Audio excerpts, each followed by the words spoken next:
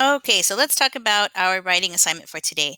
So we're calling this the movie prompt. And again, this is a very informal type of assignment. It's more a matter of um, kind of finding your footing when it comes to theme and expressing a theme.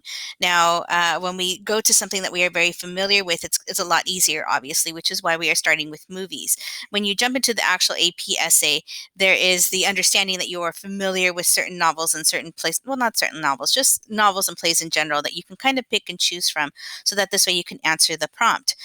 So what you are doing with this prompt is kind of working on how you are developing that theme. And so again, familiarity is going to be our friend in this case.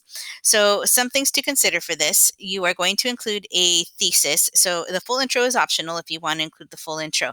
Generally speaking, if you wanted to include a full intro, this is where you would put a very brief, like brief as in maybe 2 or 3 sentence summary of the movie or the novel or the play or whatever it is you're going to be discussing in your prompt. For this case, for our purposes, because it is informal, I'm leaving that up to you. It is totally optional, but you do need to have at least a thesis, and the thesis will be based on your prompt that you choose. You will have a choice of prompts. You will include 2 body paragraphs. Your 2 body paragraphs should include support for your thesis. So once you've identified a theme and set the theme as your writing base, I guess you could say, how are you going to support that? So, just remember the principles of writing that we've been applying already in poetry, which is, include your text evidence and then your explanations. If you keep to that, then you should do very well. With that said, though, don't focus too much on form. I don't want you to focus so much on form with this one. Again, it's very informal. It's more just a matter of you getting out the ideas when it comes to theme. So these are some things you can consider if you're having a hard time. How is the theme developed? So is it developed through plot, through setting, through character development? It is guided by the prompt, but when you read the prompt, you should automatically have something in mind already to say, yes, I know of this character in this movie who is going to fulfill this prompt.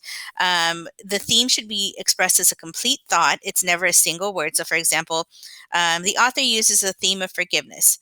That is a theme topic. The topic is forgiveness. Now we have to say how that is done, right? So the author explores the limitations of romantic love when it is tested by betrayal to show that forgiveness is a personal and difficult process. So this is a very different direction than just saying forgiveness, right? Forgiveness could be of anything. So be specific, be as specific as possible when you identify your theme. If you've done that, you're going to find that the writing comes very easily. So again, don't worry so much on form. I want to see your examples. I want to see how you tie in the theme that you express, the theme statement, how you tie that into your evidence and your explanations. Super informal again. So no, don't get tied up in that. So you have 3 prompts to choose from. One is based on a setting. One is based on a Bildungsroman, so growing up and childhood and adolescence and how these are depicted in a work. And then the third one is based on sacrifice. So you will write your essay, at least a thesis statement, 2 body paragraphs, and a conclusion, and you'll turn that into the Dropbox. So you have a 40-minute time limit for that. Turn it into the Dropbox when you're finished, and you are done for the day. If you can get it done by 2 o'clock, even better, so that this way you don't have to worry about it. Okay? Happy writing. I look forward to reading these.